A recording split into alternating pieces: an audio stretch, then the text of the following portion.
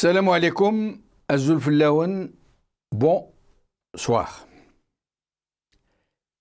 Les régimes prédateurs le savent bien, qui usent du martelage et du battage médiatique, non pas seulement pour inséminer leur propagande, mais surtout pour anesthésier les consciences, les insensibiliser, les imprégner de cette routine ambiante qui atrophie jusqu'à la perception première. Un conditionnement tel que la société en arrive à perdre jusqu'à la faculté de distinguer le bien du mal, voire pire, jusqu'au point où ces valeurs sont inversées, au point où les turpitudes sont hissées au sommet des institutions et où les vertus sont foulées aux pieds, regardées avec dédain, considérées comme autant de ringardises. Je vous avais parlé un jour de cette expérience que j'avais eue personnellement dans une tannerie. Je devais y être recruté et j'ai été invité à m'y rendre pour un entretien avec le premier responsable. J'ai décliné l'offre d'emploi aussitôt que j'ai franchi la porte de l'usine. J'ai failli étouffer. J'ai dit à la personne qui m'avait reçu que je ne pourrais jamais travailler dans un tel environnement, dans une telle puanteur. J'étais d'ailleurs très étonné de voir les salariés de cette tannerie évoluer, travailler comme si de rien n'était, comme s'ils étaient insensibles à cette très forte odeur. Et le responsable m'a confirmé, en effet, que c'était bien cela, que les gens ne sentaient plus ces odeurs, qu'après le 3e jour de présence dans cette usine, l'organisme s'imprègne des odeurs jusqu'à ne plus les sentir. En fait, et de l'avis de spécialistes, notre sens de l'odorat réagit aux mauvaises odeurs un peu pour nous prévenir, puisqu'il les ressent comme une menace, une toxicité. Lorsqu'il constate qu'il n'y a pas de véritable péril dans ces mauvaises odeurs, il ne prend plus la peine de nous les faire ressentir. Il est rassuré et il n'estime plus utile de nous alarmer en déclenchant notre répugnance.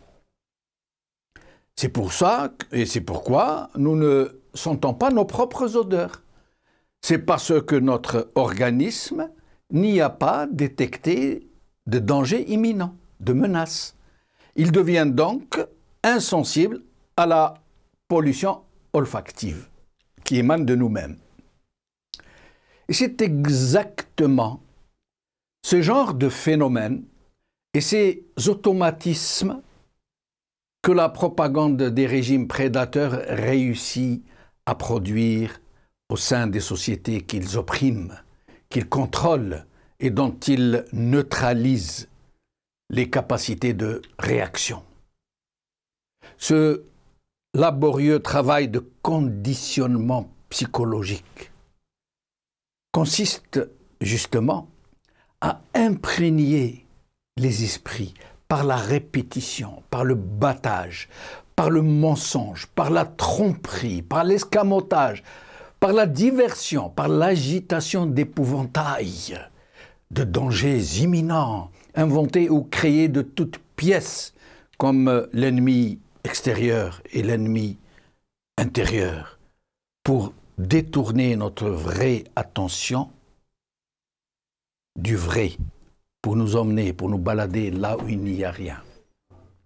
Et il en résulte une sorte de désagrégation, de neutralisation des sens premiers, de l'instinct, du simple bon sens qui nous permettent de déceler la menace et de réagir en conséquence.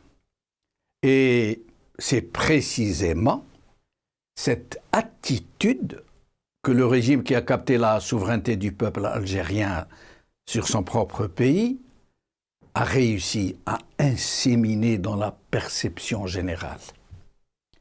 Plus personne ne sent la puanteur que dégage ce régime, ni la putréfaction du corps social dans son civisme, dans sa profondeur culturelle.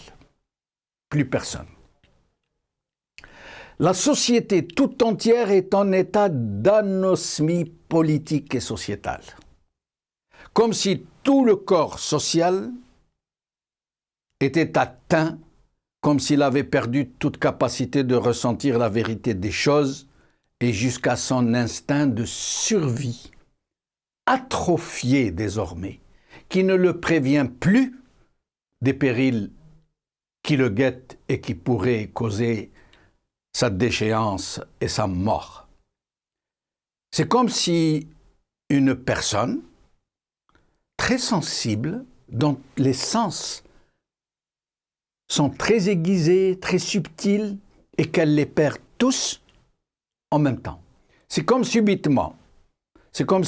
subitement, elle était frappée d'anosmie, de cécité, de surdité, d'agueusie et d'hypoesthésie. Comme si une méningite bactérienne ou une tumeur maligne avait subitement et totalement annihilé ses 5 sens et en même temps son instinct de survie. Et il en est des sociétés et des peuples comme il en est des individus. Les sociétés aussi peuvent évoluer, se libérer, se développer, prospérer, se cultiver, se raffiner, comme elles peuvent être incarcérées, tomber gravement malades, dégénérer, se dégrader, se pervertir, pourrir et même mourir.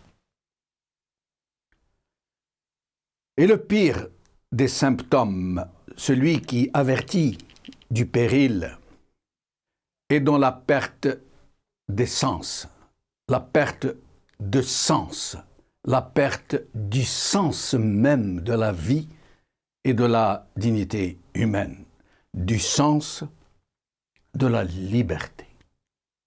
Pour nous tous, les 5 sens et d'autres encore qui ne sont pas dans cette nomenclature sont nos fenêtres sur le monde, qui nous permettent d'être dans la vie et dans ses réalités les plus subtiles.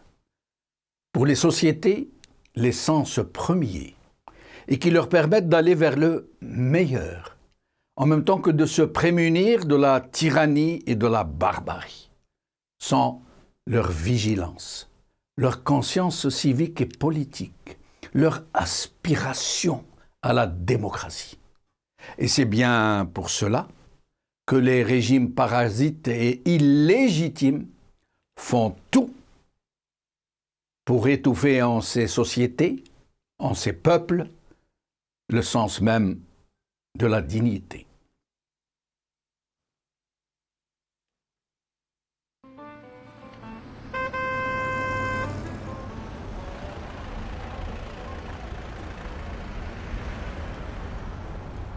واش لي زوم صافا شويه واش من صافا ساره رفدوها غير الخير تيماجيني رفدوها على جال بوبليكاسيون فيسبوك صح على جال بوبليكاسيون ساره ماشي الاولى اللي داوها للحبس كي مدت رايها من 22 فبراير 2019 اكثر من 700 واحد دخل للحبس وقريب 310 مواطن مازالوا في الحبس كيمارسوا الحق تاعهم في حريه التعبير رغم ان الحق في حريه التعبير مكفول في الدستور الجزائري اللي هو أهم نص في القانون الوطني ولازم على جميع القوانين الأخرى احترام روح الدستور. في الصح كاين بزاف قوانين تتعارض مع الدستور، مثلا ما يسجنوناش على خاطر شاركنا في مظاهرة سلمية كما يكفل الدستور، صح يسجنون على جل مشاركتنا في تجمهر غير مسلح يعاقب عليه قانون العقوبات، لأن الإجراءات القانونية تبدأ وترتكز على أساس قانون العقوبات أو قوانين محددة واللي تهدف لتجريم هذه الإجراءات باش يقمعوا أي رأي ينتقد السلطات العامة. اليوم كاين أكثر من 20 مادة في قانون العقوبات تتضمن مفاهيم صاغوهم بطريقة غامضة بزاف واللي تفتح المجال لعدة تفسيرات. من بين هذه المواد نلقاو مواد على الإخلال على المصلحة الوطنية، الإخلال بالنظام العام، المشاركة في تجمهر غير مسلح الذي من شأنه الإخلال بالهدوء العمومي، أو التحريض على تجمهر غير مسلح، نشر معلومات من شأنها الإضرار بالوحدة الوطنية، الإساءة على شخص رئيس الجمهورية، ونشر معلومات كاذبة عن طريق التكنولوجيا. اليوم كاين حوالي 310 معتقل رأي في السجن بهذه التهم، وتم اعتقال المئات شاركوا في المظاهرات السلمية ولا نشروا أشياء على الشبكات الاجتماعية، ميم، كاريكاتور، قصائد. كاين اللي حبسوهم على جل تعليقات في الفيسبوك ولا على تعليقات على المسيرات السلمية ولا بارتاجاو معلومات على الاحتجاجات. كاين اللي حبسوهم كي خدموا دي بينس، لحقوا حتى وين سجنوا صحفيين بتهمة تغطيتهم للاحتجاجات. كامل هاد المواطنين حاكموهم ولا سجنوهم على خاطرش مارسوا حقوقهم المضمونة في الدستور اللي هي حرية التعبير وحق ممارسة الصحافة، مما يجعلهم سجناء وسجينات رأي. المشكل في هاد المواد هو شكون اللي يقدر يقرر بلي المعلومات اللي بارتاجاوهم كانت تهدف إلى المساس بالنظام العام. كيفاش يقدر منشور على الفيسبوك أن يمس بالوحدة الوطنية؟ كيفاش يقدر تعليق على ميمز يكون ضارا بالمصلحة الوطنية؟ وفوق كل شيء كيفاش يقدروا يحكموا على المواطنون بالسجن محاكمات القذف، جنحة الرأي العام أو جنحة صحفية؟ كيفاش تفسروا بلي ينطق بأحكام مختلفة لنفس التهم من محكمة إلى أخرى؟ إذا ما عندناش الحق في التعبير على رأينا بكل الطرق السلمية، كيفاش يعتقل البعض ويطلق سراح واحد آخرين؟ لازم كاع نوقفوا مع سارة، لازم نوقفوا مع خوتنا في الحباس.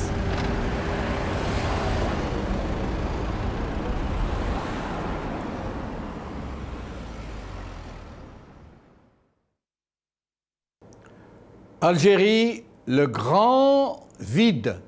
C'est le titre de notre émission d'aujourd'hui et pour en parler, j'aurai le plaisir de recevoir Ali Aïdjoudi, président de Riposte International, Mourad Yefsah, analyste politique, membre du CCAF, Moussab Hammoudi qui sera avec nous pour une courte intervention depuis Bruxelles, et Mourad Dehina, membre fondateur du mouvement Rachad.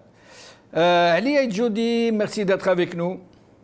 Oui, bonsoir c'est Jamel, bonsoir aux invités, bonsoir aux téléspectateurs. Bonsoir.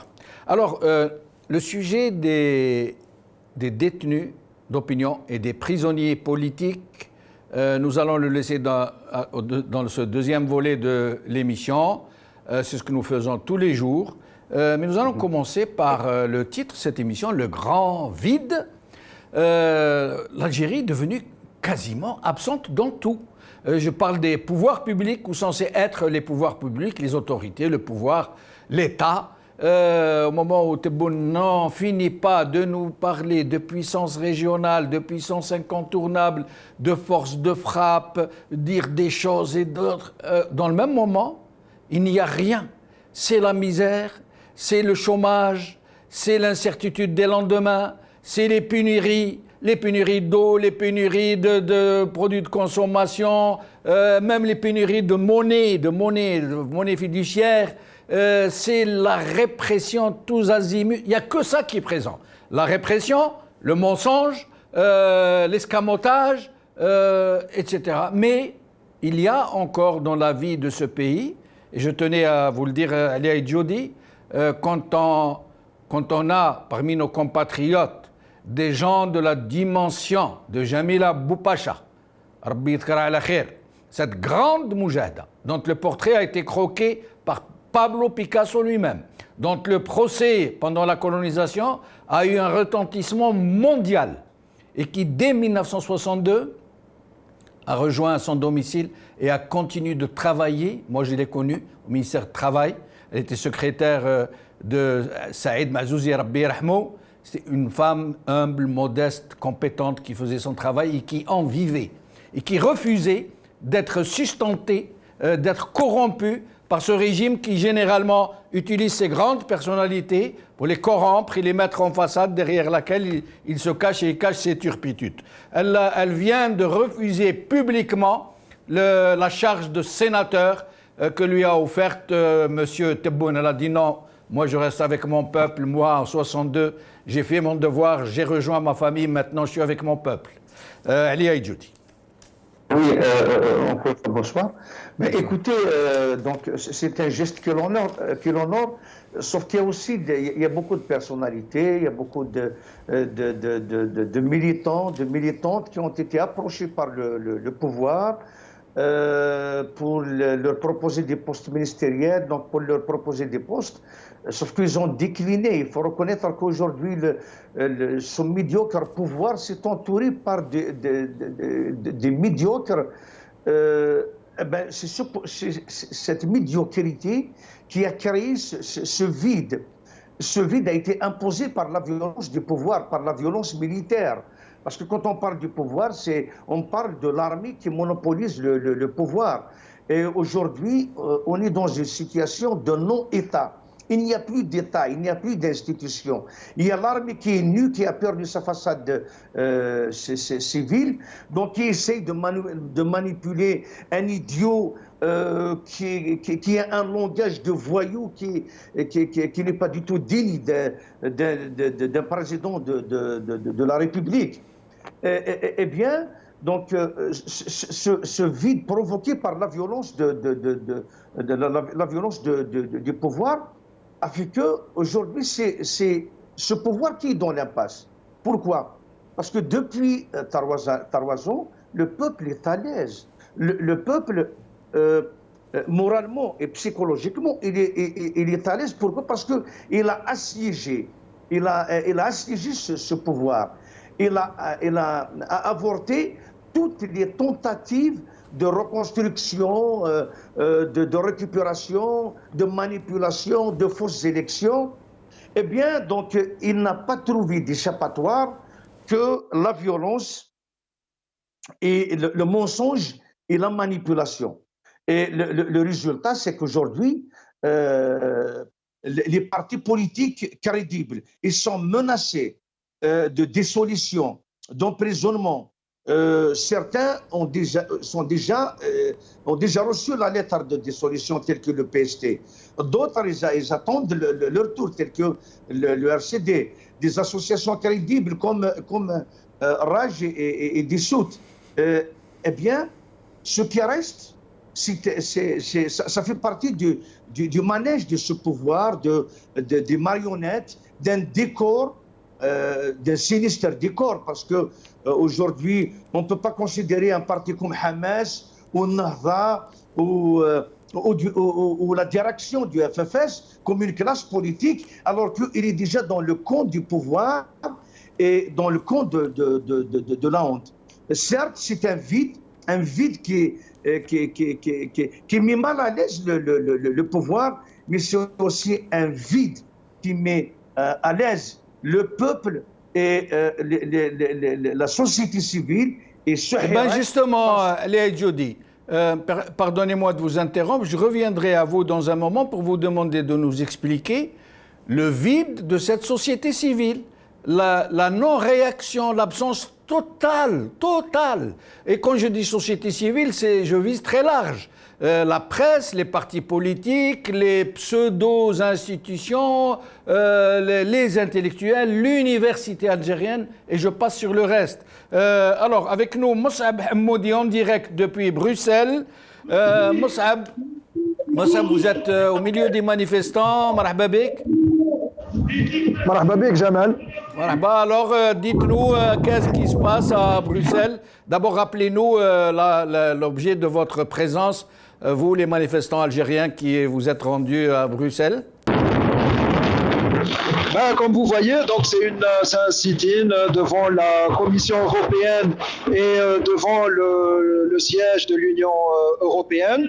Donc, bien sûr, c'est pour poursuivre et encourager les Algériens à l'intérieur de poursuivre leur hirak, parce qu'on sait que même si les manifestations se sont arrêtées, parce qu'il y a une forte répression qui s'abat sur eux. Cela n'a pas fait changer les idées dans la tête des Algériens. Donc si leur corps n'est pas dans les rues, leur mental y est, et y est déjà depuis 2019. Donc ici, c'est déjà par rapport à cela pour continuer d'impulser cela, et ensuite aussi pour prêter main forte et faire entendre la cause des Algériens, notamment sur aussi cette question des grèves de la faim, de la dégradation de la condition humaine en général de l'Algérien. Certes, des grévistes de la faim dans les geôles des tyrans et des dictateurs, mais aussi l'Algérien tout court, celui qui est en train de se noyer dans la Méditerranée, celui qui ne trouve plus de toit où dormir, celui qui n'a plus de revenus décents, et grosso modo tous les Algériens qui ont perdu tous à différents degrés leur dignité. Donc ici la question est de soulever les défis actuels et les défis prochains, parce qu'en face il y a le vide, et quand il y a le vide il y a le néant, quand il y a le néant ça précède le chaos. Ce régime précède le pays dans une situation très différente. D'ailleurs juste avant nous, avant le rassemblement des Algériens, il y avait le rassemblement des Africains de l'Éthiopie et du Tigray, et on voit ce qui peut arriver. Ça rentre facilement dans une guerre civile à cause des régimes dictatoriaux. Bien sûr, nous, on sait que le régime militaire n'a pas les moyens de cette prétention, donc il faut lui presser et le presser encore plus pour que l'Algérie revienne aux Algériens, parce qu'un jeune militaire ne sait pas gérer les affaires de la cité et des citoyens. Alors pourquoi êtes-vous à Bruxelles aujourd'hui ? Déjà pour faire entendre la voix des Algériens, pour dire que les Algériens exigent un État citoyen, civil et non plus militaire, parce que les militaires ne doivent plus y être au gouvernement des citoyens civils, et aussi pour faire entendre que ce régime dictatorial de généraux en fin de vie détruit l'Algérie, donc menace les intérêts de ces pays européens et occidentaux, et aussi qu'il est en train de réprimer à grande échelle. Et donc, c'est une menace, c'est pas un régime qui garantit la stabilité, comme préféraient à dire les dirigeants européens, mais c'est une grande menace pour le citoyen algérien, pour la nation algérienne, pour la région du Nord-Africain et de la Méditerranée. Et donc, c'est un régime qui menace toute la planète, en quelque sorte, là où il se trouve confronté avec. Alors, vous vous êtes rendu à Bruxelles pour recevoir Tebboune, qui devait s'y rendre. Or, il semble que celui-ci ait changé d'avis, de crainte d'être désavoué publiquement par les Algériens, justement. Et il a envoyé son ministre des Affaires étrangères. Pour nous, franchement, pour nous, c'est déjà une grande victoire, parce que nous sommes venus ici déjà pour l'accueillir et le dénoncer au terme que j'ai dit, devant l'opinion internationale qui le reçoit. Donc finalement, il n'a pas eu assez de cran, visiblement, comme à l'accoutumée. On sait qu'il pratique énormément le mensonge, donc encore une fois, un vice de plus, ça lui rajouterait rien. Donc il s'est absenté, il n'est pas venu. Pour nous, c'est une grande victoire que Tebboune ne se présente pas. Pour nous, c'est un signe de peur, c'est un signe supplémentaire de faiblesse. Donc même s'il envoie un émissaire, quel que soit son grade, ça sera de niveau moindre au niveau de la diplomatie. Et donc, pour nous, c'est d'ores et déjà une grande victoire. Et que pensez-vous de ce monsieur Tebboune qui passe son temps à nous dire la grande puissance régionale, la puissance incontournable dans la région, et qui n'assiste pas à une réunion aussi importante qui réunit les chefs d'État européens et les chefs d'État africains? Comment expliquez-vous ce forfait, j'allais dire? C'est la faible tenance de sa stature, parce qu'on a déjà vu comment dans d'autres rassemblements il était vraiment à la marge, même s'il assistait physiquement. Non seulement il n'a pas assez de prestance, mais aussi il était ignoré par ses pairs, qu'ils soient légaux comme ici en Europe, et même au niveau de ceux qui sont de l'égalité tachée, comme on se rappelle les images avec Sisi et tout ça. Donc pour nous, Tebboune ne reflète pas la réalité de l'Algérie. Il ment, mais pourquoi il ment? Parce que ce détail du mensonge, il est significatif. Tebboune, il sait qu'il vient d'un passé. Il a tout le temps été quelqu'un qui manquait de prestance. Sauf qu'il veut transmettre cette image pour l'inculquer dans les Algériens. Il préfère, et ça c'est le jeu du régime militaire et de la police politique, de dire aux Algériens, soyez vicieux, après tout vous avez un président vicieux, menteur, donc donnez-vous au vice. Ceci, bien sûr, tâche énormément non seulement l'image de Tebboune, qui est finalement secondaire parce qu'il est ce qu'il est, mais ça tâche énormément aussi l'image du régime dictatorial, du régime militaire, de la police politique, et fait en sorte de concrétiser qu'ils sont devant l'impasse.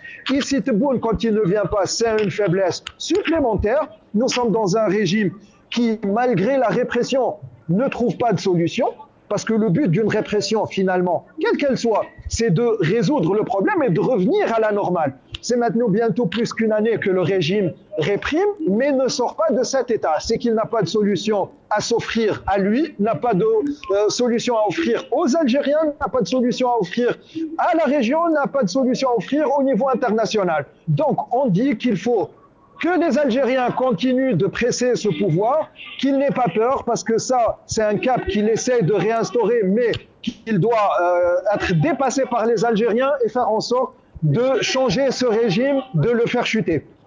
Alors, cette rencontre des Algériens à Bruxelles est le dernier tournant avant la rencontre du 20 février à Paris pour la grande marche pour le retour du Hirak. Vous attendez beaucoup de monde pour le 20 février ? Nous attendons énormément de monde. Déjà, on peut préciser d'ores et déjà, parce que c'est officiel aujourd'hui, ça sera la marche des Algériens le dimanche 20 de la place de la République à place de la Nation. Et donc, nous attendons déjà les échos qu'on a eus au retour sont très favorables. Il y a des Algériens qui viennent de partout. Ici, à Bruxelles, on a trouvé des Algériens de Londres, des Algériens de Bruxelles elle-même et des environs qui nous promettent déjà de se déplacer. Les Algériens à l'intérieur de la France vont se déplacer. Donc, on s'attend à énormément de monde. Ça sera une marche grandiose pour soutenir encore les revendications du peuple algérien et le pousser à casser ce qui semble être un mur de peur qui s'est réinstallé, mais finalement qui ne s'est pas si réinstallé que ça. Donc la balle est encore dans le camp du Hirak. Pour se débarrasser de ce régime, il faut continuer, nous les incitons à continuer jusqu'à l'instauration d'un État démocratique.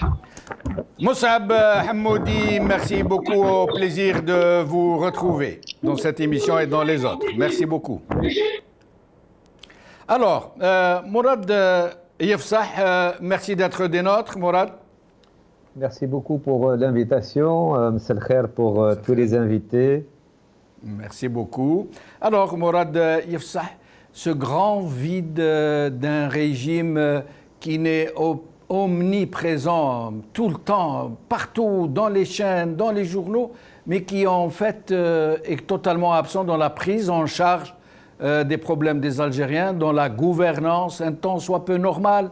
C'est la bérésina, c'est le naufrage le plus total au moment où il vient pontifier, M. Tebboune, sur le sexe des anges et sur une indemnité de chômage dont nous allons parler, qu'il va attribuer le seul pays, nous dit-il, en dehors de l'Europe, ce qui n'a pas encore été fait et ce qui ne se fera certainement pas. Mais sinon, qu'est-ce que vous pensez de ce grand vide institutionnel qui a lieu en Algérie, qui se produit de plus en plus fortement, j'allais dire? Oui, je pense que, enfin, sur la question du vide, ça se discute, parce que quand on regarde un peu les activités des différentes institutions, la dernière donc réunion du Conseil des ministres qui a pris donc des décisions quand même, qui c'est pas rien. Qu'il annule des décisions concernant donc des taxes qui ont été déjà inscrites dans la loi de finances 2022. C'est-à-dire, voilà un gouvernement qui n'a pas constitutionnellement, qui n'a pas ses prérogatives et qui prend donc de manière, je dirais, dans l'urgence, donc cette décision donc de supprimer donc ces taxes du fait d'une situation sociale qui ne cesse de se dégrader. Parce que du point de vue des mesures qui vont à l'encontre des intérêts de l'immense majorité des citoyens algériens, que ce soit donc dans le domaine de l'emploi, dans le domaine de l'économie, dans le domaine donc du soutien des prix, dans le domaine de la disponibilité donc des produits de première nécessité, etc. Donc voilà que nous observons depuis maintenant presque 2 ans une dégradation donc, de la situation. Cela, c'est pas parce que le gouvernement ne fait rien, c'est parce que le gouvernement fait de mauvaises choses. Je ne pense pas que ça soit le vide.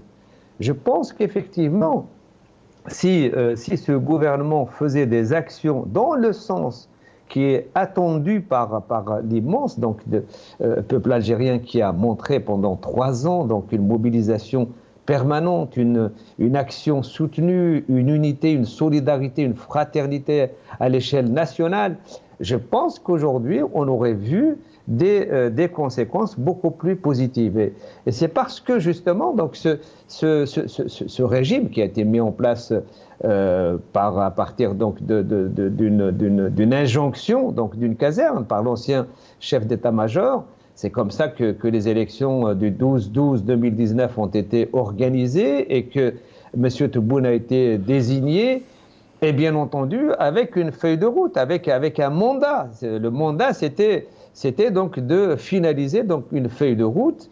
Et M. Tebboune, en tant que candidat aux élections présidentielles, n'avait pas de programme ni politique, ni économique, ni social. Je me souviens donc d'une anecdote, il y a un journaliste qui lui posait des questions sur quelques précisions. Il lui disait que هذا الخطة ما نقولهاش راه خاطر لو كان نقولها رايحين الاخرين يديروا la contre خطة. Bon, pour vous dire un peu donc le niveau.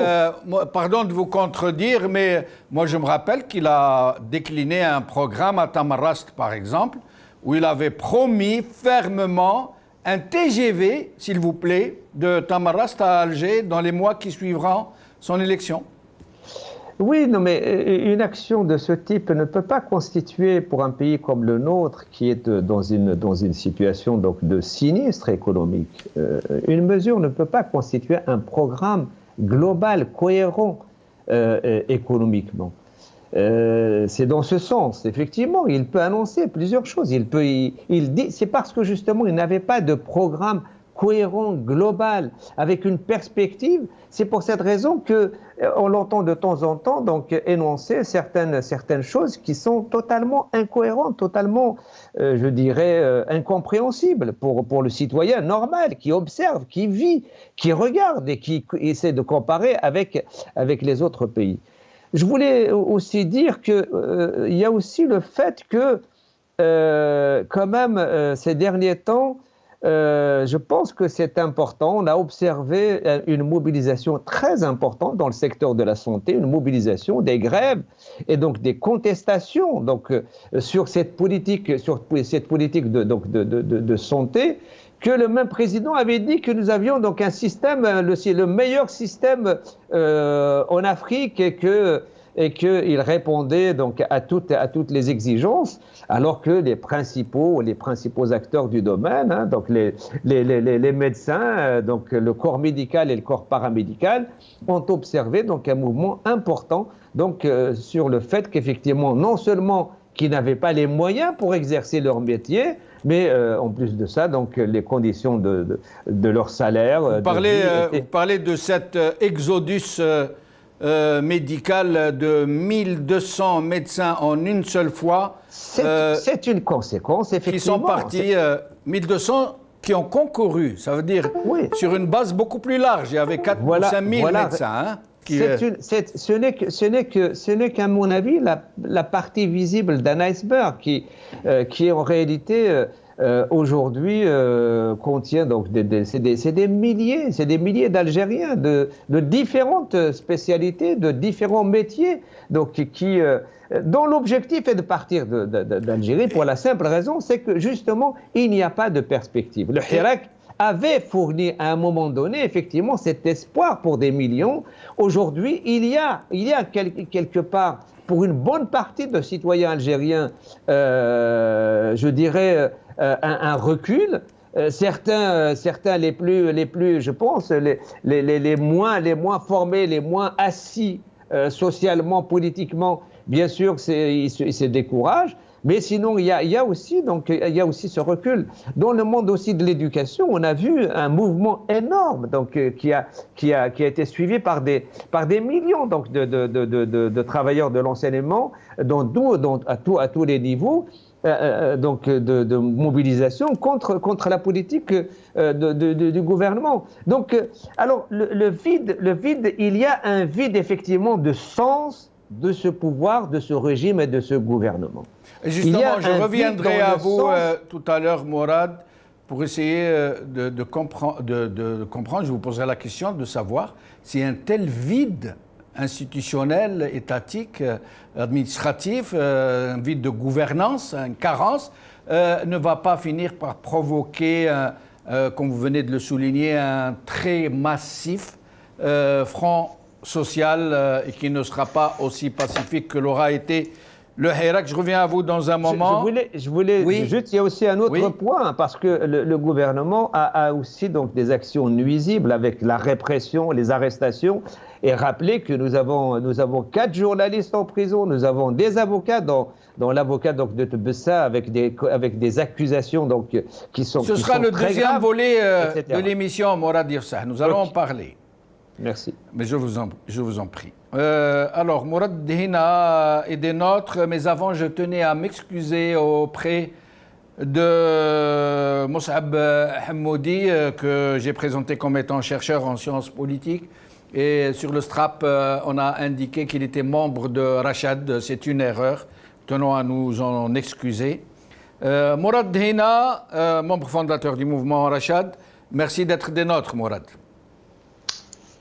Salam alaikum, marhaba, bonne soirée à tous. Merci. Alors, Mourad, d'abord, le titre de notre émission aujourd'hui, le grand vide.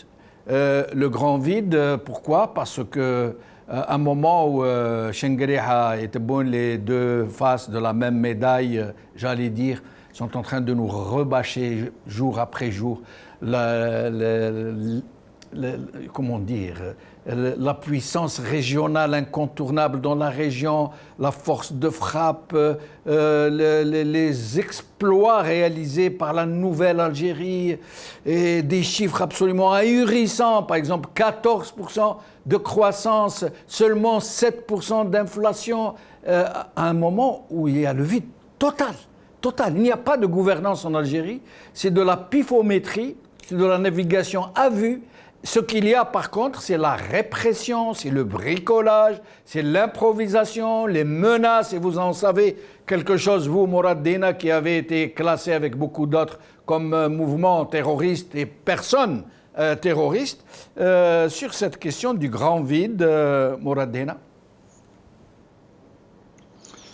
Alors bien évidemment, je pense que le pouvoir actuel n'a aucune base, n'a aucune assise, si ce n'est que le cœur du pouvoir qui reste malheureusement le même depuis 1962. Donc on est dans un schéma où c'est encore une vitrine qui est aussi de piètre qualité. C'est même pas la vitrine à la Bouteflika qui avait, quoi qu'on en dise, malgré tous ces problèmes et ces ruses et ces coups tordus, présentait mieux. Maintenant, on ne fait même plus attention à ces histoires de forme. Le fond, on n'en parle même pas parce qu'il n'y a pas, enfin, à part, sans faire un jeu de mots, qu'on a touché le fond dans tous les domaines. Je pense que le dossier est clairement bien clair. Hein. On est face à une situation où l'existence même de l'État algérien est en jeu. Ce n'est pas ce pouvoir-là qui va être à la hauteur des défis auxquels fait face l'Algérie, ou ce soit des défis concernant la situation interne, ou ce qui se passe dans l'environnement, dans la sphère, dans notre zone géographique, sur tous les plans. Alors, franchement, je vous dirais que nous sommes un peu lassés. Nous en avons assez de parler de ce pouvoir, franchement. On lui trouve rien qui puisse être débattu, rien qui puisse être sujet à analyse, il n'y a rien, c'est le vide, c'est un vide absolu, total. Chaque jour, on entend des choses plus grossières, plus abjectes que les autres. Donc, le défi qui se pose aux Algériens, c'est est-ce que dans ce qu'on appelle la classe politique, dans l'opposition algérienne, dont certains pourraient même se trouver, pour des raisons diverses, encore faire partie de l'administration actuelle ou même du régime actuel, hein, parce que je sais que toute personne normalement constituée ne peut pas accepter la médiocrité dans laquelle se morfond notre pays. Donc le défi est là. Et à ceux qui pensent que le Hirak a peut-être péché, il a pris du temps, moi je suis de ceux qui pensent que le Hirak prend son temps. Parce que Mourad, oui? devant la toxicité de ce régime, la dangerosité, le péril imminent qu'il présente pour la suite des événements et pour la nation tout court, pour la survie même de cette nation, est-ce que cette absence de réactivité de la société civile, ce qui semble être de l'indifférence ou de la lassitude ou de la désespérance, est-ce que ça n'est pas en train de compliquer davantage le problème, la question? Est-ce que ce n'est pas faire une marge encore plus large à ce régime qui se conduit comme s'il était chez lui, comme s'il était dans sa ferme, dans sa propriété? Le régime considère qu'il est dans sa ferme, malheureusement, et c'est de ça qu'il s'agit. Dans son esprit, les Algériens ne sont pas des citoyens pour lui, c'est des bouches à nourrir, c'est des individus qui lui causent des problèmes de gestion quotidienne, qui l'embêtent, qui l'empêchent de fonctionner à sa manière. Pour ce qui est de la société civile, je ne partage pas ce que vous venez de dire. Moi, je pense que la société civile, elle a connu une renaissance, si tant est qu'on peut penser qu'il y a eu une naissance avant, en la mettant dans le cycle du mouvement national. Donc, quand je parle de renaissance, c'est vraiment aller très loin. Dans le mouvement national. Dans ce cas, oui, il y a une prise de conscience. Le Hirak a vraiment posé des jalons d'une très grande importance, d'une très grande signification.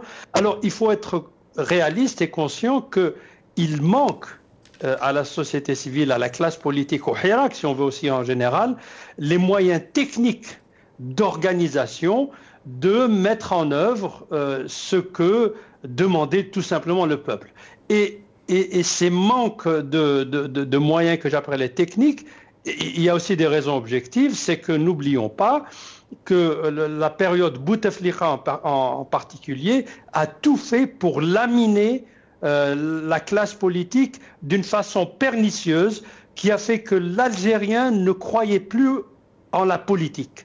Pour lui, politique, ça voulait dire corruption, ça voulait dire affairisme, ça voulait dire vendre son âme au diable, ça voulait dire jouer des sales coups, mais ça ne portait aucun projet, aucun espoir, aucune vision pour les Algériens. Le Hirak l'a remis sur les rails. Mais on s'est rendu compte que les appareils, et parce qu'on ne peut pas faire, et ça c'est très important, on ne peut pas faire de changement sans appareil organisé. Et pareil, je ne pense pas à des partis politiques qui jouent le jeu du régime ou je ne sais quoi, mais à des structures organisées qui émanent vraiment du fin fond de la société civile, de la société en général, et qui donc croient en une alternative, croient en un projet et s'y engagent corps et âme pour justement faire opérer ce changement qui nécessite la mise en place d'une vision, d'une plateforme politique. Et vous aviez parlé de Rachad qui était listé comme terroriste. Le péché mortel de Rachad donc bien sûr selon la perspective de la Isaba, de la bande actuelle, c'est que c'était une structure organisée.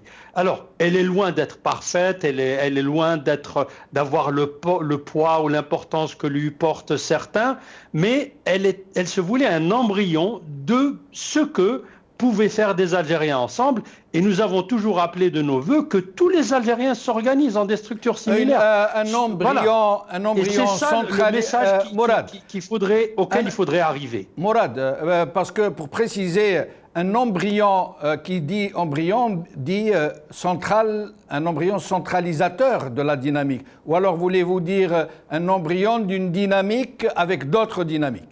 Absolument. La dynamique ne peut être que multiple, ne peut être qu'une réflexion de la diversité de la société algérienne. Diversité linguistique, politique, régionale, on peut même aller dire ethnique, bien que je ne crois pas tellement à ce mot. Idéologique aussi? Absolument. C'est une nécessité. L'action politique nécessite, et quand je reviens au mouvement national, on a bien vu que le mouvement national a pu faire la synthèse et qui a mené à l'organisation, qui a mené à l'action salvatrice pour l'indépendance du pays, que lorsque l'on a eu des communistes et des oulémas, etc., et des nationalistes et des ex-PPA, ex-étoiles nord-africaines, se fondre dans un mouvement libérateur. Restez avec nous. Ali Aïdjoudi, une réaction d'abord avant que je vous pose une question en particulier? Non, pas du tout. Très bien. Alors, Ali Aïdjoudi, cette absence, Mourad Dena n'est pas d'accord, il a une autre vision de la chose, de la situation, mais beaucoup parmi nous pensent qu'en ce moment, la société civile est totalement amorphe. Et je ne parle pas du Hirak, je parle de la société civile en tant que tout, y compris ce qu'il y a dedans comme universitaires, comme syndicalistes, comme politiciens, comme influenceurs, comme journalistes. On a la nette impression que c'est là aussi le vide total. Une totale absence de réactivité à une situation mortifère, dangereuse, qui peut faire exploser le pays du jour au lendemain. Comment expliquez-vous cette absence, si tant est que vous croyez vous aussi qu'il y a absence de cette société civile? Non, pas du tout. J'ai dit, il y a un vide provoqué par ce pouvoir, mais je n'ai jamais dit qu'il y a une absence de la société civile. Parce qu'entre ce concarrois, entre l'illusion et la réalité, il y a toute une différence. La société civile n'a jamais cessé d'activer, de travailler. D'ailleurs, on a tendance à oublier qu'il y a 333 détenus dans les geôles du pouvoir. On a tendance à oublier qu'il y a une cinquantaine de détenus qui sont à leur 20e jour de grève de la faim. On a oublié un certain Zrilech, un certain Boudour, un certain Khadr Chouichaki dans le collimateur de ce pouvoir. On a oublié Mahsel Blabbaski sous contrôle judiciaire. On a oublié que le piste a été mis dans les tiroirs de ce pouvoir. La décision de sa dissolution a été prise. On a oublié que l'association Raj aussi est dissoute. On a oublié qu'il y a des prisonniers, qu'il y a des gens qui ont passé 1 année, 2 années de prison. On a oublié Karim Tabou, on a oublié Farsaoui, on a oublié... Je pense que la société civile n'a jamais cessé d'activer. Peut-être il manque un peu de connexion entre la société civile et cette base, mais je mettrai ça sur le dos de cette pandémie qui est arrivée pour avorter pratiquement ce Hirak. Durant cette trêve à cause de la pandémie, eh bien, le pouvoir a profité de l'occasion pour rebondir, pour se renforcer avec un arsenal juridique, pour violenter ce peuple. Eh bien, on n'a jamais cessé de se connecter. Samedi passé, vendredi samedi passé, dans le cadre d'un réseau Euromed, vendredi samedi, il y a eu quand même une grande réunion des défenseurs des droits de l'homme des ONG, de la société civile algérienne. Mais Ali Djodi, pardonnez-moi de vous avoir interrompu. Ali Djodi, il est vrai qu'il y a des actions isolées ici et là. Je dis bien des actions isolées. Mais au regard de la gravité de la situation, c'est un peu, vous êtes en train de me dire, en quelque sorte, voilà une maison qui prend feu, qui risque d'enflammer tout le pâté de maison, voire tout le quartier, voire toute la ville. Et il y a des gens qui ramènent des petits verres d'eau qu'ils lancent sur le... ils font ce qu'ils font, ils ont beaucoup de bonne volonté. Vous pensez que ça va éteindre l'incendie? Vous pensez que ça va changer quelque chose? Moi, je parle d'une société civile dans son entièreté par rapport à une gravité de la situation qui est réellement sans précédent. Nous sommes en train de vivre une situation qui peut devenir très grave.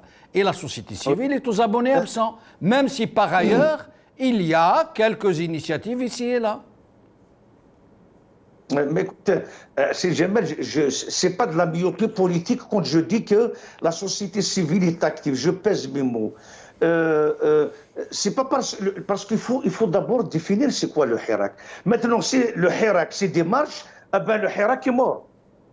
Mais si le Hirak est une idée, le Hirak, c'est cette connexion entre les Algériens des 4 coins du pays, là, le Hirak est toujours vivant. Il faut dire que le peuple algérien qui a traversé une décennie noire de violence qui a engendré 250 000 morts et 23 000 disparus, c'est pas facile de se ressouder, de se redécouvrir, de travailler ensemble après pratiquement 20 ans de règne de Bouteflika. Et ça devait se diviser pour régner. Avant, je ne connaissais pas beaucoup de militants. Je ne connaissais pas mon ami qui est Abdelkarim Zghilech. Je n'ai jamais entendu parler de mon ami Qaddour Chouicha. Je ne connaissais pas le Rachid Malawi. Mais aujourd'hui, cette connexion, ce Hirak a fait rapprocher les forces vives de cette Algérie, de ce Hirak, la société civile de ce Hirak. Vous savez, c'est tout à fait normal qu'après une telle violence, il faut de nouveau un nouveau souffle. On ne se connaît pas. On n'a jamais agi ensemble depuis 1962. Le FFS était en Kabylie, octobre 80 c'est en Kabylie, 82 c'est à Oran, 84 c'est Constantine, peut-être c'est l'inverse, 88 c'est la capitale. Mais le 22 février, c'est toute l'Algérie. Eh bien, il nous faut un peu de temps. Il nous faut un peu de temps pour nous connaître, pour créer un nouveau mécanisme d'action. Il faut dire que la réalité, il faut que les gens se parlent. Il faut faire le bilan de... Et restez avec nous, Ali Djodi. Oui, je reviens à vous. Vous vouliez dire quelque chose? Il n'y a pas de problème. Très bien. Alors, Mourad Yefsah, un commentaire avant que je ne vous pose une question? C'est bon, je voulais juste rajouter, je pense qu'effectivement, le mandat qui a été donné à M. Tebboune quand ils l'ont désigné, c'est justement de tuer le Hirak et d'en finir avec la petite autonomie dont disposaient certaines associations, certains syndicats, certains partis. Je pense qu'il a tenté de faire le maximum. Je pense qu'il n'a pas réussi. De mon point de vue, il n'a pas réussi pour la simple raison, c'est que le Hirak, à ce jour, n'a pas subi de défaite. Et malgré les coups contre les partis qui n'ont pas voulu marcher dans sa clientèle, ces partis-là... avec bien sûr, il y a une recomposition qui est en train de s'opérer, même si elle n'est pas visible parce que nous sommes dans une société fermée, bien qu'effectivement donc il y a ces coups qui ont été donnés, il y a quand même des cadres qui résistent et qui sont là. On le voit à travers que ce soit des déclarations, des communiqués, certains rassemblements, certaines rencontres, certaines réunions de responsables politiques et de responsables de la société civile, que ce soit des syndicalistes, que ce soit des avocats ou autres. Technique de quelques secondes et je reviens à vous, Mourad Yefsah. Un petit break.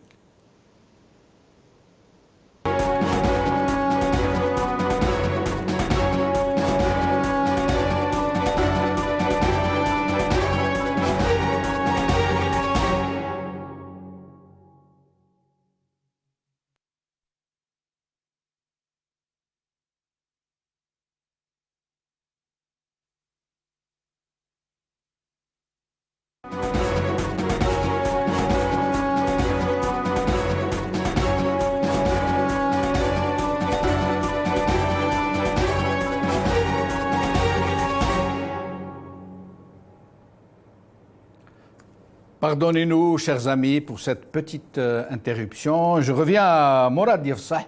Mourad Yefsah, est-ce que la situation actuelle, très toxique, quasiment explosive, surtout pour ce qui est du niveau de vie, de la précarité galopante, j'allais dire, ou de la misère galopante, dans laquelle sont en train de basculer vraiment des millions d'Algériens, qui se privent de plus en plus de produits les plus essentiels, devant un chômage qui est très, très, très loin devant les chiffres annoncés par Tebboune, qui est pour certains, des spécialistes très sérieux, d'au moins 8 millions de personnes parmi la population active. Est-ce que cette situation ne risque pas de dégénérer au point où la contestation politique du Hirak, de cette révolution politique d'une très haute conscience politique, ne risque pas de céder le pas à un front social explosif que personne ne pourrait plus contrôler? Je pense qu'effectivement, ces conditions objectives poussent à une explosion, poussent même à... Je pourrais même dire qu'il y a peut-être aussi certains gestes qui sont faits dans ce sens, pour provoquer, pour qu'il y ait une réaction ou des réactions violentes et non coordonnées. Je pense qu'il y a cet état de fait. Mais il y a aussi, à mon avis, l'expérience donc je dirais, des citoyens algériens, donc de la compréhension donc d'une situation politique. Je pense que tout le monde se rend compte que nous sommes dans une période à l'échelle mondiale, mais aussi surtout à l'échelle régionale, où il y a des situations qui sont loin d'être anodines. Hein. Ce qui se passe dans plusieurs pays au sud donc de l'Algérie, que ce soit le Mali, que ce soit le Burkina, que ce soit le Niger, que ce soit la situation que vit la Tunisie, le problème avec le Maroc, avec la signature donc des accords d'Abraham sous la supervision donc des États-Unis, donc qui sont des pressions énormes. Je pense que tous les Algériens ne sont pas indifférents à ce qui est en train de se passer. Et c'est pour ça que moi j'ai cité tout à l'heure donc deux événements qui sont, je pense, majeurs, à savoir donc des mobilisations donc des personnels donc de la santé, médicaux, paramédicaux, donc de l'enseignement. Ce sont des secteurs qui sont organisés, qui ont des syndicats, qui ont donc des sections syndicales et qui ont une forme organisée donc de résistance et de contestation donc de la politique du gouvernement. Je pense que ça peut prendre cette forme aujourd'hui. Et c'est aussi, à mon avis, c'est aussi l'impulsion donc du Hirak qui va redonner à ce secteur organisé une recomposition avec de nouvelles forces, de nouveaux citoyens, de nouveaux jeunes qui pourront donc exprimer toute la force qu'ils ont donnée donc au Hirak, donc l'exprimer sur ce terrain donc social, syndical, associatif, mais aussi politique dans les prochains jours. Je pense Mourad Yefsah, une question que je pose à Mourad Yefsah en particulier, qui est un cadre en exil. Il fait partie de cette foule de cerveaux qui ont été contraints de quitter leur pays. Qu'est-ce que vous pensez de cet exodus des 1200 médecins qui sont partis en une seule fois, mais qui ne sont que la partie visible d'une grande harga VIP, pas seulement VIP, puisqu'il y a des dizaines de milliers d'ingénieurs et de cadres en tout genre, sans compter les ouvriers spécialisés, sans compter des gens très compétents dans tous les domaines qui sont en train de fuir massivement ce pays. Qu'est-ce que vous pourriez nous dire sur cette saignée? Il y a deux niveaux de réponse. Il y a premièrement comprendre donc les Algériens qui partent. Moi, je me souviens, j'avais terminé mes études ici en France, à l'université Pierre et Marie Curie. Je suis retourné en Algérie, donc de mon propre gré, pour travailler en Algérie. Je suis resté 20 ans en Algérie. Au bout d'un certain moment, on est fatigué, et donc j'ai décidé de partir. Je pense qu'il y a effectivement ce ressenti au niveau individuel à un moment donné où il est difficile donc de rester, de supporter beaucoup de choses, pas seulement du point de vue politique, économique, mais à tout point de vue. Il y a cet aspect. Il y a maintenant donc l'événement en lui-même. Aujourd'hui, je pense que cela reflète un peu un état d'esprit d'une grande majorité donc d'Algériens qui expriment à leur manière le rejet donc de ce régime, le rejet de ce système, le rejet de la politique donc de ce gouvernement. Quelque part, c'est un désaveu vraiment social, c'est un désaveu à un certain niveau, donc je dirais qui est très profond. Je pense que cela encore explique que le Hirak n'est pas tombé du ciel. Il vient de très loin. C'est très profond. Bien. Et ça continue. Et ce qui vient de se passer avec les 1200 médecins, cela veut dire que cet état d'esprit est toujours là. Mourad Dheina, un commentaire avant que je vous pose une question en particulier? Non, moi je voulais juste réaffirmer que c'est une période importante parce qu'elle permet pour la première fois, et on le voit tous les jours, quand vous dites que la société civile ne bouge pas, moi je pense que c'est tout à fait le contraire. Il faut se rappeler la situation en 2017-2018. Les Algériens ne croyaient plus en la politique, ne se parlaient pas, ils se cantonnaient dans leur tour d'ivoire, chacun ayant sa propre vision des choses sous un certain angle, et puis c'était bouclé, qu'il n'y avait plus d'espoir dans ce pays et c'est fini. Le Hirak a tout remis à plat, et là nous voyons aujourd'hui des efforts vraiment intéressants qui se multiplient à travers les semaines et les mois, que les Algériens se parlent, discutent de l'avenir, discutent sans tabou de tous les problèmes, qu'ils soient politiques, économiques, sociétaux, idéologiques et je ne sais quoi. Et ça, c'est très important parce que c'est ceci qui va faire émerger, en fait, deux choses essentielles. Du moins, c'est mon souhait. Une nouvelle classe politique, de nouvelles structures organisées et un nouveau projet politique. Parce que, si vous voulez, aussi bien au niveau du pouvoir qui, lui, on le voit avec ces nouvelles nominations, par exemple au Sénat, au Conseil de la Nation, on retrouve des octogénaires, ou si ce n'est pas des nanogénaires et je ne sais quoi, ce qui dénote que ce pouvoir est fini. C'est le pouvoir du passé, c'est le pouvoir de l'archaïsme sous toutes ses formes. Donc, le Hirak a ouvert une porte au débat politique. Mes amis ici présents en ont parlé. Il y a une nouvelle situation. On se rend compte, on prend aussi conscience des manquements chez cette société civile. Et je pense que ça, c'est très important.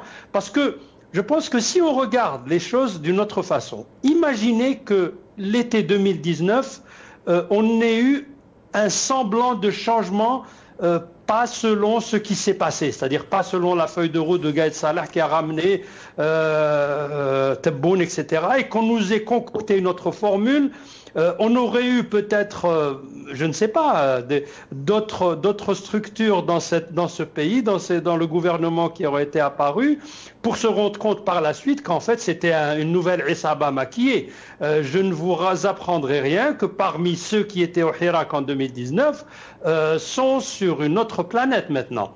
Donc il vaut mieux prendre le temps, et on n'a pas eu le temps de débattre d'autres choses que certains ont vu comme des problèmes. Moi j'ai vu comme étant des avancées majeures dans le débat politique. Quand ont apparu certaines moutures de débat idéologiques. Ben justement, Mourad, c'est la question que je voulais vous poser.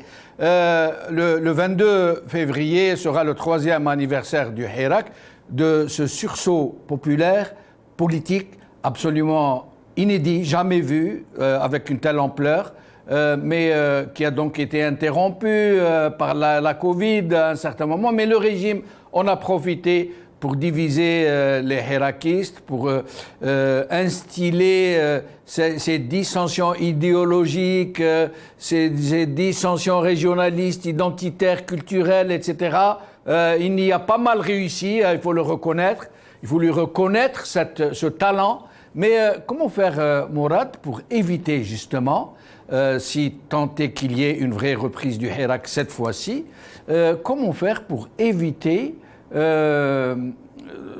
cette débâcle qui a eu lieu en quelque sorte, notamment sur la place de Paris, en termes de discorde entre les uns et les autres, en termes de frictions idéologiques, etc. Comment faire pour qu'il y ait une vraie cohésion dans une vraie révolution ? Alors écoutez, l'histoire des révolutions nous apprend aussi, en étant réaliste, que ce n'est jamais des contes de fées. Donc il y a toujours des dissensions, il y a des problèmes d'ego, des problèmes de positionnement politique. C'est des choses normales. Il ne faut pas que l'on soit aussi angélique. Toujours est-il qu'à côté de ça, je pense que les choses sont restées contenues. Il n'y a pas eu de violence, il y a eu des fois des débats houleux, mais nous sommes restés encore dans un cadre qui, c'est vrai, il y a des gens qui ne s'estiment pas, qui ne sont pas prêts à travailler ensemble, il y a des querelles du passé, mais il y a aussi beaucoup d'avancées.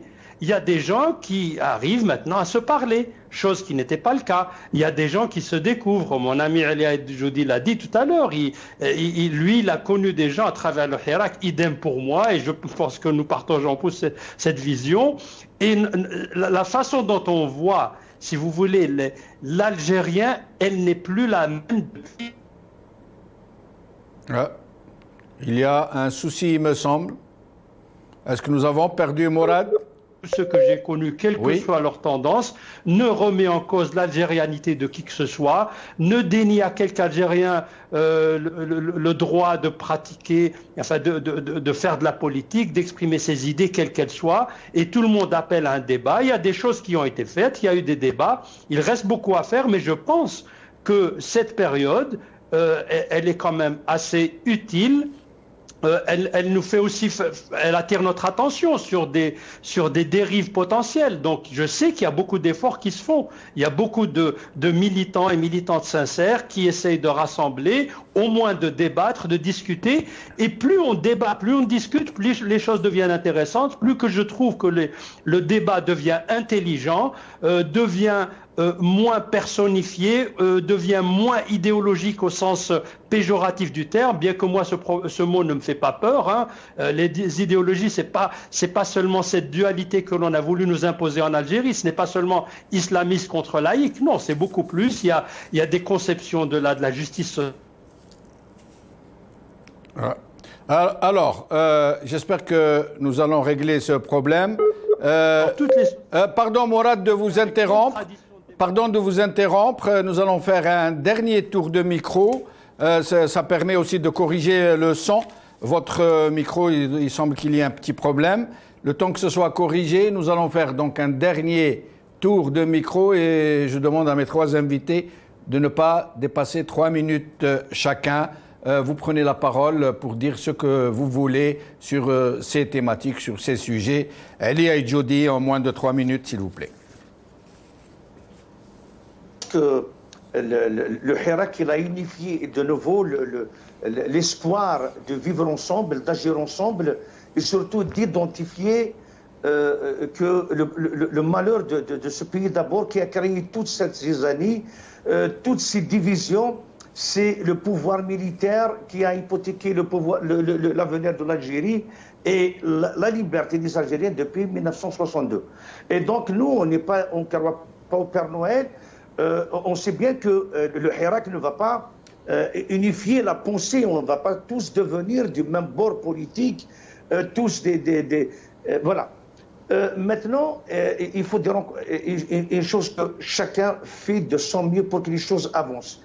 En tout cas, de notre côté, le vendredi, samedi, on a essayé de créer un comité de travail avec l'ensemble des acteurs et défenseurs des droits de l'homme en Algérie comme à l'étranger, avec les grosses ONG internationales telles que le FIDH, tels que le syndicat, des syndicats français, CGT, Solidaire, des syndicats ou des ONG suisses et italiennes. Donc c'est pour donner plus de visibilité à ce Hirak, surtout que les pouvoirs, les médias du monde pratiquement ne boudent et ils font passer la raison d'État avant malheureusement les valeurs démocratiques. Une chose est certaine, c'est que nous sommes en pleine action. Aujourd'hui, il y a eu un déplacement donc, avec nos camarades de l'intercollectif sur Bruxelles. Le dimanche prochain, il y a une marche donc, à partir de la place de la République. Donc nous allons célébrer les 3 années du Hirak, mais aussi donner un écho à cette grève de la faim, donner écho à ce qui se fait à l'intérieur du pays avec tout le mutisme médiatique. Aussi, le 25, Riposte internationale, en collaboration avec d'autres collectifs, nous allons organiser un rassemblement devant le Haut Commissariat des droits de l'homme à Genève pour dénoncer justement cette violence étatique contre un peuple pacifique et pour justement donner écho à cette grève de faim et aux 331 détenus. Le 26, il y a un meeting avec des personnalités internationales du monde occidental comme du monde oriental à la Bourse du Travail à partir de 14h jusqu'à 18h, justement pour que la société civile du monde entier va exprimer sa solidarité avec le peuple algérien. Merci. Et les 133 détenus.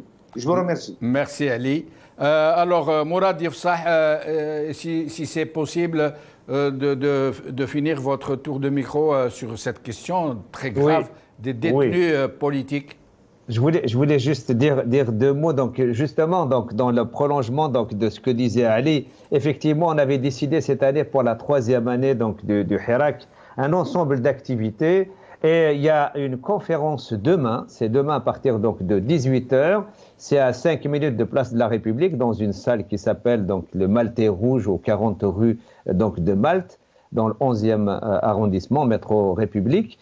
Pour justement donc un thème avec des historiens, avec politologues, sociologues, donc pour discuter donc du Hirak et des forces de changement, et ensuite un deuxième thème avec des militants politiques pour débattre effectivement sur le Hirak. Je voulais juste dire 2 choses là-dessus.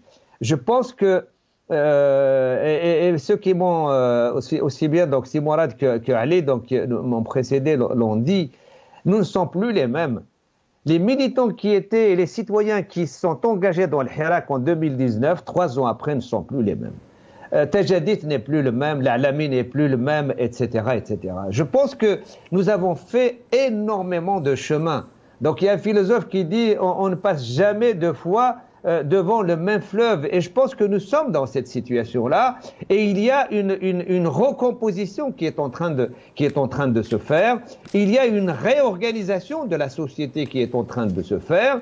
Avec les anciennes qui existaient, donc une transformation. Avec de nouvelles qui sont en train donc d'être créées. Comme nous, on a créé donc le comité de citoyens algériens en France pour une assemblée constituante souveraine. Et d'autres ont créé donc d'autres organisations.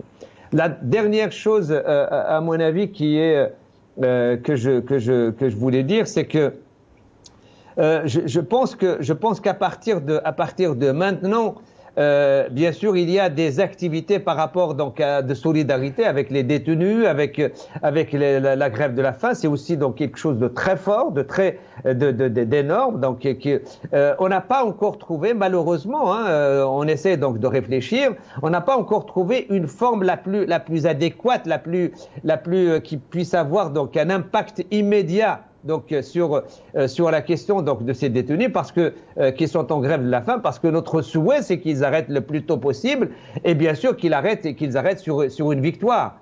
Et c'est pour ça que encore une fois les choses ne sont pas simples, mais je pense qu'on ne reste pas les bras croisés. Il y a donc des actions, il y a des activités et il y a des solidarités et des unités d'action qui sont menées, comme la marche donc qui aura lieu donc le 20 donc dimanche à partir de Place de la République à Texas. Mourad Dheina, vous avez le mot de la fin en moins de 3 minutes, s'il vous plaît. Eh ben, tout d'abord, donc je ne peux qu'appuyer ce que vient de dire Ali et Mourad. Donc tout à fait, ils ont dit juste, tous les points qu'ils ont soulevés sont très importants. Je ne peux que soutenir ces initiatives.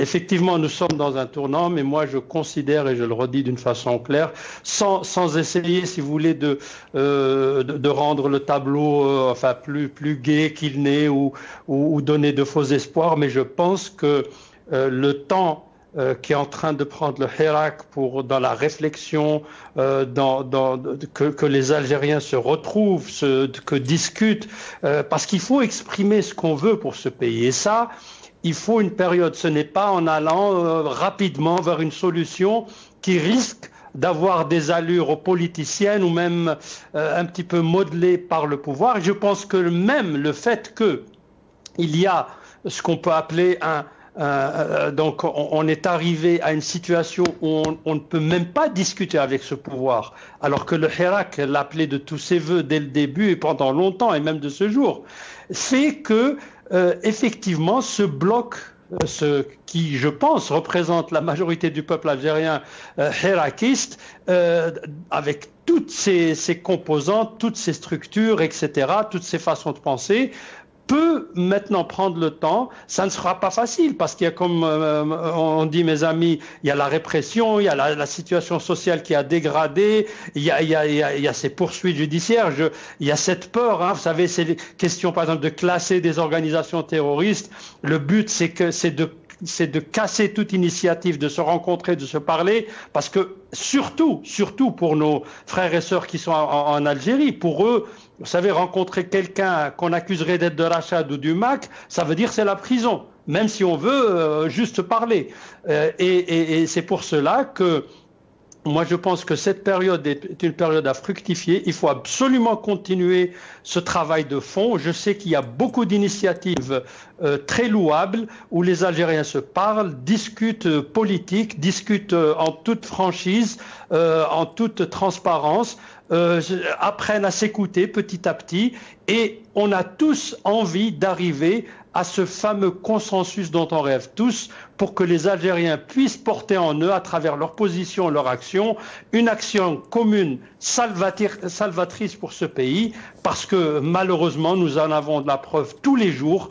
Si vous voulez, l'espoir ne peut plus venir de cette Issaba. C'est fini. Merci. Donc, il faut vraiment qu'on prenne les choses en charge. Et quand on dit « on », c'est vraiment le peuple algérien, quitte à ce que nous, certaines générations d'avant ou qui ont vécu d'autres périodes, se mettent en retrait ou je l'espère, qu'on ait une nouvelle génération porteuse d'espoir et qui arrivera, ça j'en suis sûr, Inch'Allah. Mourad Dheina, merci beaucoup. Moussab Hammoudi, merci beaucoup. Mourad Yefsah, merci beaucoup. Ali Aïdjoudi, merci beaucoup. Merci à vous, chers amis, d'avoir suivi cette émission. Bqa ala khair. Slama.